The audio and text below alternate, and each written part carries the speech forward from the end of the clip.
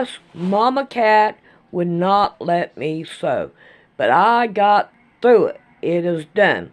So now we're going to start doing this right here on the next video, because this one is going to be full. And I couldn't find my finger there for a minute. But we have this right here ready.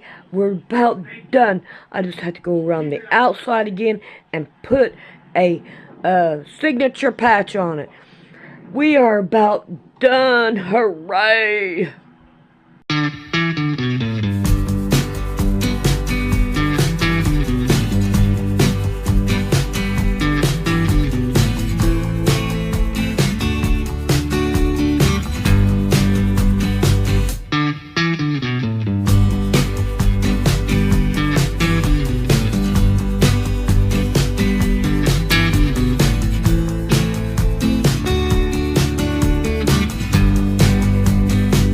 To do this short video because it really encapsulates what we always say on this channel, that it's not the few tyrants who want to rule that cause the majority of the problems in the world. It's the many lemmings who want to be ruled and beg to be ruled and vote to be oppressed and ruled. So if you'll remember, in my last video I went over Alex Jones commenting on this post right here by Bricks News, saying wearing face coverings in public, including burqas, is officially banned in Switzerland.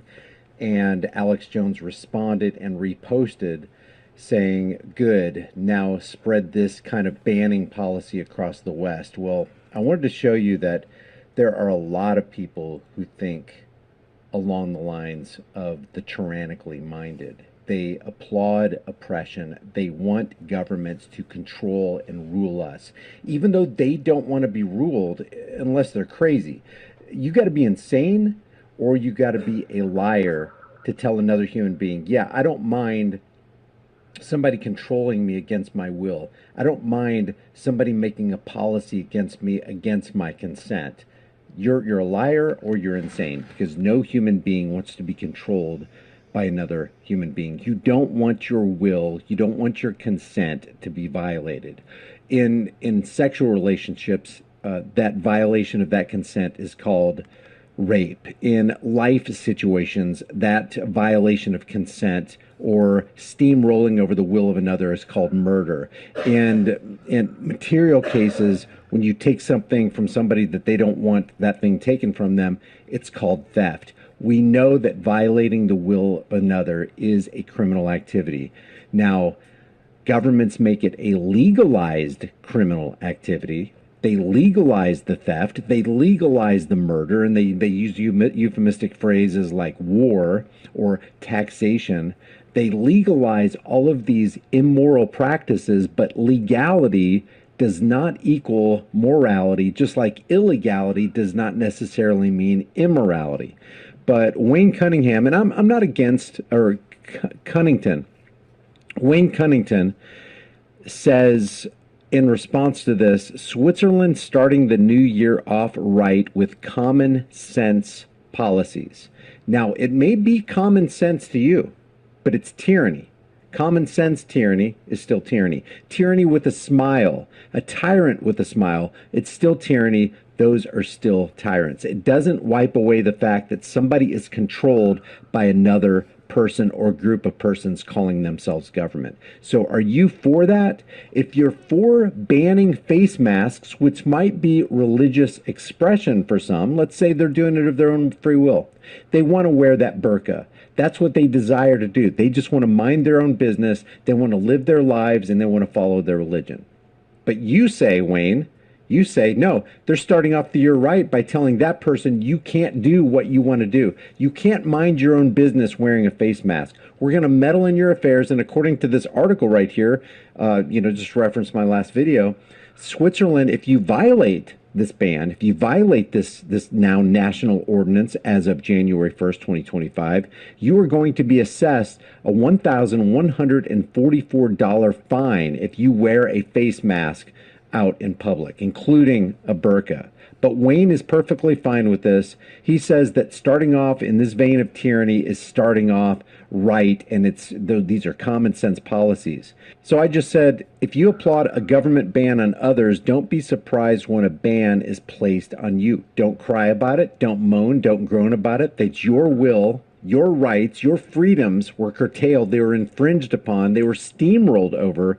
Don't cry when that same thing happens to you. What if Wayne is, I don't know Wayne, but what if he's a Christian and he likes to wear a cross? Or maybe he has a bunch of t-shirts that have some kind of gospel message on it. What if t-shirts with gospel messages, t-shirts with crosses, or any expression of a cross, any symbol that looks like a cross is banned along with the burqa, along with the face coverings? Would you be okay with that? Because a lot of people say, you know what, because of Christianity, we have the Crusades. Do you know how many people they killed during the Crusades? Do you know how much oppression and destruction happened because people would not convert to, that religion?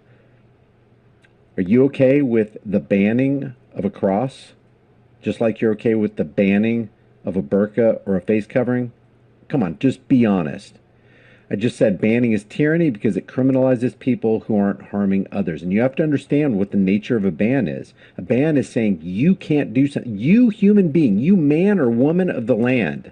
I'm just a man or woman of the land too, but I claim to have rights that you don't have. I claim the right to tell you what you can or can't do. And you, mere human being like I am, have an obligation to obey my command. And if you don't obey it, then I believe that I can rightly punish you. Are you okay with that, Wayne?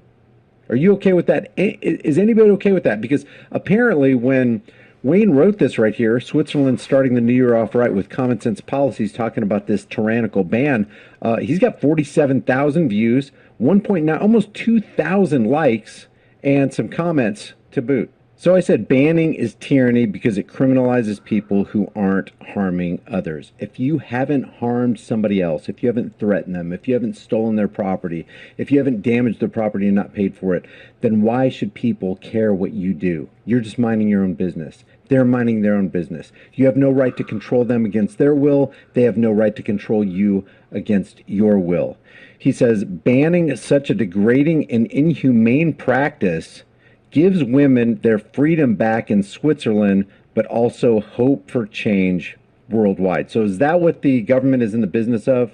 Is giving hope and creating positive change and giving you freedom? I say, would you be okay with banning crosses which depict the degrading and inhumane practice of public execution? That's what the cross symbolizes. Public execution. It'd be like hanging an electric chair around your neck, bowing down to the electric chair. The government bans don't equal freedom. If you think government legitimately grants freedom, please explain how. And then Wayne Cunnington says this. This is very strange to me. How do you get such a big account with such a weird mind? What did I say that was even close to being weird? I think what's weird is that you, Wayne, applaud the banning of something that somebody wants to do freely. And it's an expression of religion. And Wayne, if you're an American, I don't know if you are or not, but if you're American, you know we have the First Amendment, right? So when Alex Jones says he wants this broad spectrum ban to go to all Western nations, that would include the United States. And the United States has a First Amendment. And within that First Amendment, you have the right to freedom of religion. What if in your religion you wear a face covering? What if in your religion, like I said, you wear a cross or a cross shirt, or in your religion you wear a robe and a monk outfit?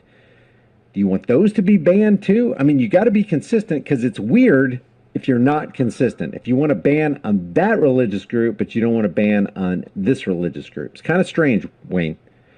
So I just said, what's weird about calling government out for what it is and bans out for what they really are? Who is being harmed if someone chooses to wear a mask? What crime is being committed if I decide I want to hide my identity as I go about my day by covering my face up? If I'm not harming others, why should I be penalized for minding my own business? Let me ask you, do you want to control the actions of others?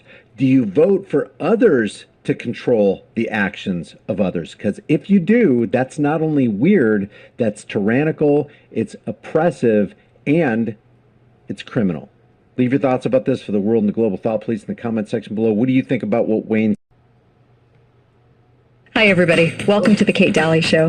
I want to talk to you today really seriously about what's going on in our hospitals and maybe enlighten you on how you can help and save somebody that you love.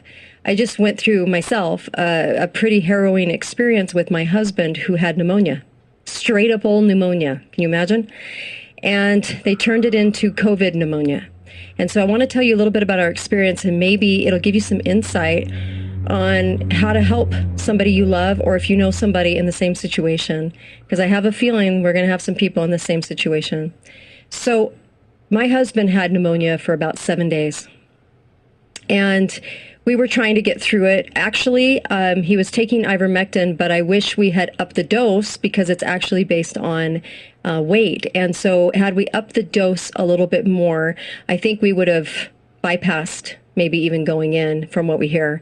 But we went in to get some oxygen after a good friend who's a practicing medical person came over and did his pulse ox, and it was down to 79. Now 79 is a scary number, and so it was down to 79, and so we went in for some oxygen. And when we went in, of course, we were greeted by Nurse Ratchet. I call her Nurse Ratchet because the second we went in, my husband couldn't even catch a breath, and she was there putting a mask on him. So medical common sense would tell you that you wouldn't do that to somebody that can't breathe. But I said, no, don't do that to him. And she immediately called security.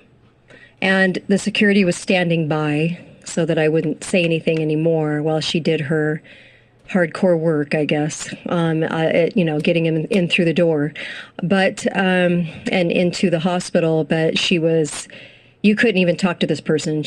I can't imagine a person with any medical sense putting a mask on somebody that can't breathe. But here again, we have these people working in our hospital system. We were immediately sent to the ER where a workup of our symptoms, which were just basic pneumonia symptoms. But of course, we're all, sitting there. They want to do the COVID test. The COVID test is ratcheted up to 40 magnifications or rotations. Above 25 is considered deceitful, but this test is up to 40 to encompass all flu and virus and cold and everything under that umbrella. So, of course, it's going to come back positive. Well, it came back positive. We were expecting it too, because anything's going to show up. It should say test of illness, but they've turned it into test of COVID to give these false positives, right? So the second it came back positive, it was like sirens went off and bells rang, and it was COVID, and of course the zoot suits came on with the hose out of the head, and the everybody in a gown head to toe with the gloves and the double masks and treating us like we had bubonic plague. But seconds before, we were all just sitting and chatting, and we were fine, talking about symptoms. But anyway, immediately took x-rays. The x-rays came back where there were white cloudy stuff on both sides of the lungs. And I was immediately told it was COVID pneumonia. So of course I'm asking, well, what is COVID pneumonia? Well, COVID pneumonia, they really can't say what that is, except that because it's so elusive and such a mystery after 19 months, but apparently it's pneumonia. But they call it COVID pneumonia because basically you're going on two tracks. One track is pneumonia, where you get oxygen. They make sure you're stable. They send you home, and it's chicken soup and TLC. The other track is if the test comes back COVID, you're on a whole different road at the hospital. This is ICU. This is high flow. You could have high flow machine either way to help you get stable again. But they made a policy change. So it used to be where they put you on high flow if you were low enough. They put you on the high flow oxygen, and you're in a regular hospital room. Well, nowadays, you're sent to ICU. So you're sent to ICU on where they tell you it's going to be 7 to 10 days. How do they know that? Crystal ball, I guess. So not 5 days, not 6 days, but 7 to 10. So you're there 7 to 10 days, and you're in ICU, and so they could be doing this on another floor in the hospital, but now they can say the ICUs are full, right? Because you got a lot of people that weren't there before. So now the ICU is overflowing. That's what you're going to keep hearing because of these policy changes. And they have a whole track of medicines and everything else. Well, when we were in the ER, we were told with a straight face that, hey, next step is ventilator. And I said, no, we don't do that. What do you mean you don't? What do you mean you don't want a ventilator? Yeah, we're a no ventilator family. Yeah, that's. Well, they looked at me like I was from Mars. They also asked me if we were vaccinated, and I said, oh, hell no. No. And of course, that little snippy comment got me the smirk from hell. But anyway, because we're the evil people that entered the hospital unvaccinated. Well, we're about to blow a hole right through that story, aren't we? Because my husband actually walked out after 3.5 days. ICU. Fastest ever. But anyway, my husband was told that I was not going to be that decision for the ventilator, that it was his life, not mine, even though it's our life, but whatever. And he was told that he would definitely get brain damage, really risking that brain damage if he did not accept that ventilator position, if they couldn't get the high flow machine to do what it needed to do. And my husband's like, okay, well, all right, I'm still not getting a ventilator. I figured we have to write on Sharpie, no ventilator, just to protect him from all the different doctors. Nowadays, you don't just get one doctor, you get 24 doctors on rotation. So it's really hard because I don't know how much they communicate, but they figure that this whole team effort is helping you. But I actually think one doctor, it would be nicer to talk to, the whole way through a situation. So we go up to ICU and I enter with the gown on that they gave me in because I had to gown up the minute they had the COVID test, not before, but that minute. I walk up to ICU and I'm told by the nurse that enters, oh, that's infested with COVID. You have to take that off and put on a new one. But what about my shoes, purse, bag, and hair, and face, and arms? Is that not infested with COVID? No, just the gown. Apparently it likes yellow and is attracted to yellow. I know I'm being awfully snippy, but so that makes no medical common sense because I'm wearing the shoes all over the hospital. I'm wearing my hands, whatever. So it's the gown. So I have to keep switching the gown, and they had all these ridiculous protocols. I have to wear my immune system on my face because apparently I'm healthy, but my immune system on the inside doesn't work in the ICU. And this is told to me by medical professionals that all of a sudden my immune system kaput on me suddenly, and I have to get a suit on with a hose and the hazmat to visit my husband, who I just spent 7 days with and didn't get sick. I just spent 7 days with the man, in bed with the man who was sick and didn't get sick. But now, apparently, I got to wear the spacesuit from hell and the hazmat suit to visit my husband every time I want to say hi to him. And he can hardly hear me through the shields. Okay, so this was our situation. We get in, and I have amazing doctors. And the only reason that we succeeded at this, I think, besides prayers and blessings, were the fact that I had amazing doctors to talk to who urged me right away to get him on intravenous high-dose vitamin C. This makes a big difference. It's not like, a lot of doctors will shame you and think you're silly and, oh, you're a vitamin girl, that kind of thing. But you want just like a little dissolvable, no, I want high-dose intravenous vitamin C because it's even known to kill cancer cells at high doses and help with nucleic acid and help with inflammation, which is pneumonia. And so, oh, by the way, the X-rays, when they did the X-rays were suspiciously like the 2017 pneumonia, 2006 pneumonia, 2000 pneumonia. So all pneumonia looks kind of like each other, suspiciously. I think 3 years ago it just would have been good old pneumonia, but today it's COVID pneumonia. I think there might be some big bucks associated with the COVID pneumonia, you think? So anyway, we're in ICU, and I said, I want vitamin C, high intravenous. The doctors that I'm in contact with, the frontline doctors, are telling me get zinc, intravenous zinc, NaC, high doses of vitamin D, get everything to help him to combat the pneumonia. Well, they said it wasn't protocol. I said, well, it doesn't matter. I want it. And they said, well, it's not protocol. We don't do that.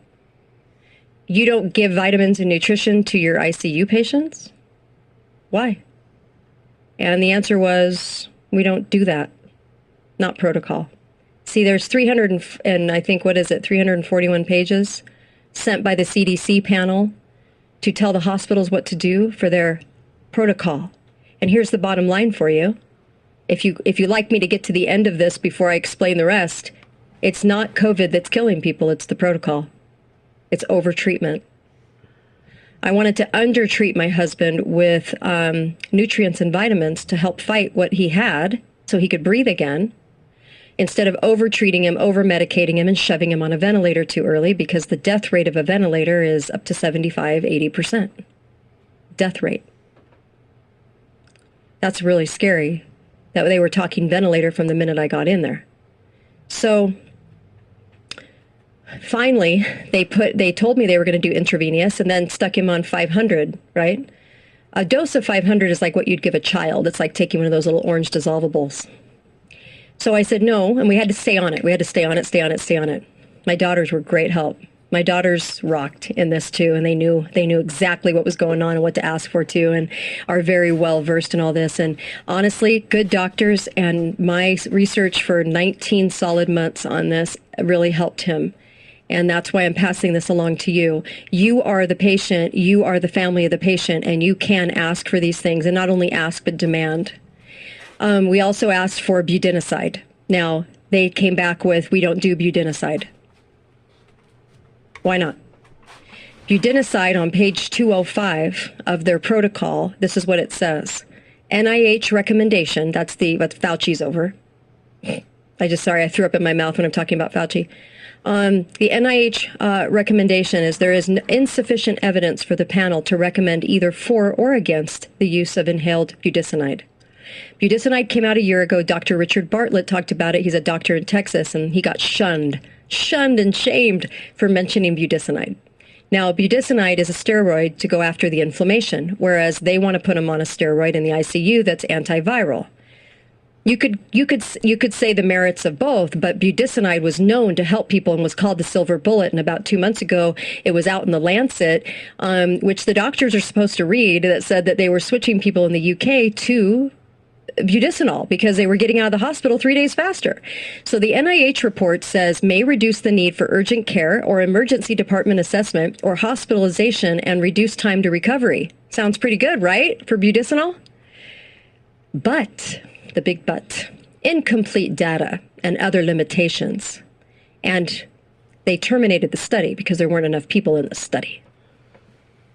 It works, except that it's insufficient. See, if you have too many medications that work, like ivermectin and hydroxychloroquine and budesonide, if you have too many things that work, how can you come up with, why would you have to come up with a vaccine?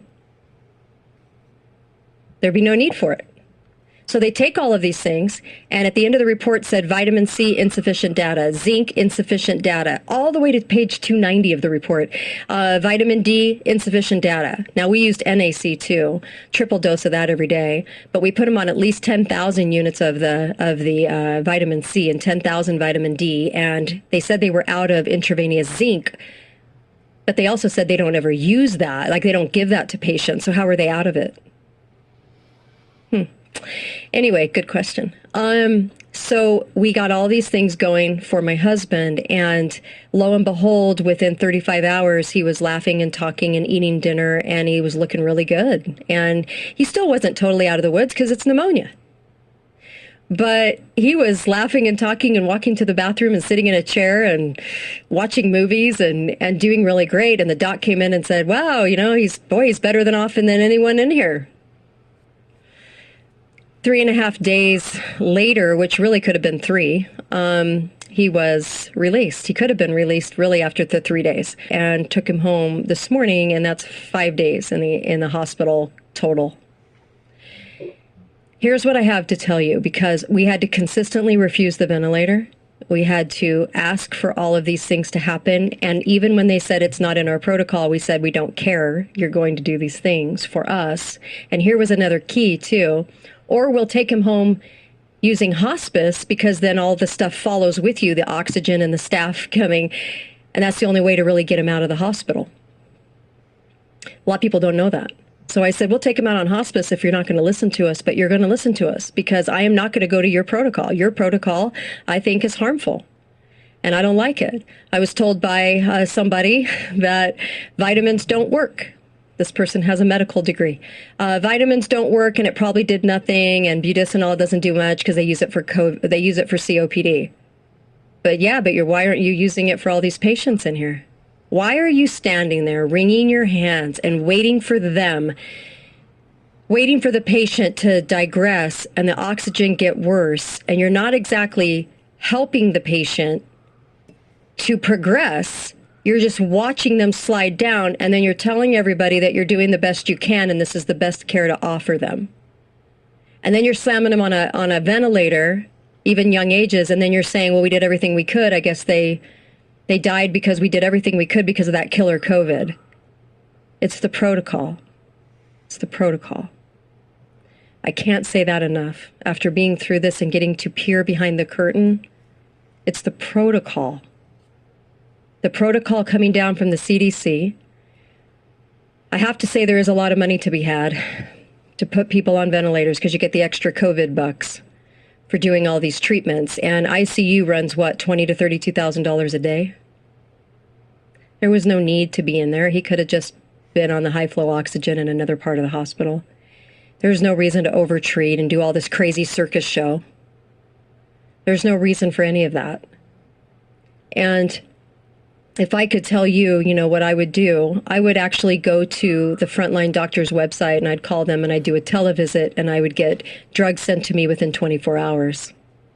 I would go to IV clinics and I would get large doses of intravenous vitamins to help you. I would probably try out the ivermectin and hydroxychloroquine. I would do that first. If it's bacterial, you probably need an antibiotic. But if it's viral, you don't need the antibiotic, right? I don't have a medical degree. I am not medically trained to give you any advice, but I'm trying to tell you from my perception what happened in the situation with my husband. And my husband walked out of the ICU faster than anybody as a healthy man. So that should tell you something about the fact that I think a lot of these things are not given in the protocols because you can't shove a shot into everybody's arm by force, which is what they like, if there's things that work for straight up good old pneumonia and flu and things like that. But by calling it COVID and naming it that label, you can sure do an awful lot. You can shut down an economy, you can change voting, you can